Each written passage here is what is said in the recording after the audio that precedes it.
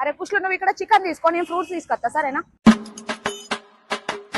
అవునే దుబాయ్ మామ, అర్ధ కిలో చికెన్ కొట్టే. సరే అల్లుడు. చికెన్ ఎట్లా కొడతావు అంటే చెప్పాలా? 4 లెగ్ పీసులు, 4 కార్యాలు మిగిలితే ఇష్టం ఉన్నట్టయ్యే. 4 లెగ్ పీసులు పెట్టేసరికి అర్ధ కిలో అయిపోతుంది. కార్యాలు ఎడికి వస్తాయి ఇంకా.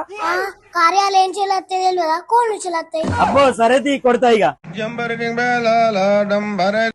కొట్టుగాని అసలు ఈ ఐడియా నీకు ఏం వచ్చిందే?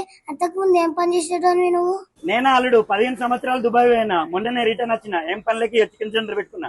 అవునండి, అసలు గల్ఫ్ జీవితమే గంత. ఎన్నేళ్లు దేశం పోయినా గానీ మళ్ళీ ఇంటికి వచ్చినాక బతుకు తెరువు కోసం ఏదో ఒక పని చేసుకోవాల్సిందే. అందుకే ఈ అన్న అయితే ఒక గమ్మత్ ఐడియా చేసిండు.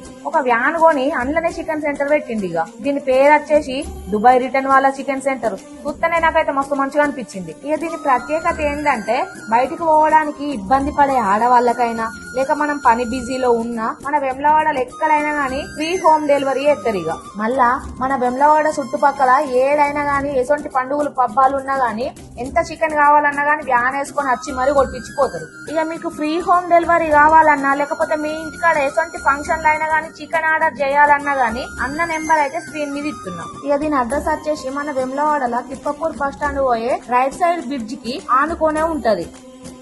ఏమనుకుంటుర్రు దుబాయ్ రిటర్న్ వాళ్ళా?